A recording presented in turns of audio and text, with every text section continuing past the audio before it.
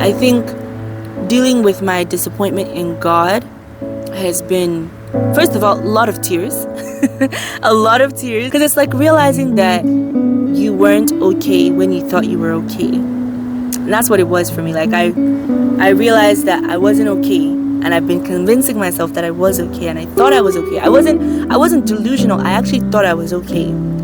But you see, the thing about disappointment in God, it creeps up, and it's so small.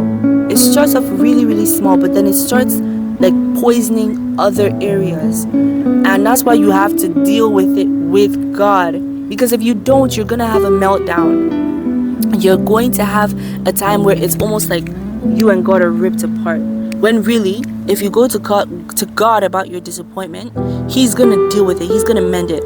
Because God disappointing you is not the same as Him failing you. God disappointing you is Him telling you to wait. Is Him telling you not now. Is Him telling you this is not the best that I have for you. I have better. Okay? God failing you is impossible. God failing you is basically Him not being God. So that's not even possible. He can never fail you, right? But He can disappoint you because He's not a genie. He's not gonna give you everything you want. And I know that some people might not watch this whole thing and they might take this thing out of context, and that's fine. But I really hope that I'm not misunderstood. I don't believe that God can fail you, ever. I don't believe that God has ever failed me, and I don't believe that He will ever fail me. And I don't think that it's possible for Him to fail me, because He is God. There is nothing that is hard for Him. Have I been disappointed by God in the past? Yes. Am I currently feeling disappointed in God right now about certain things? Yes. But I realize that it is God telling me wait.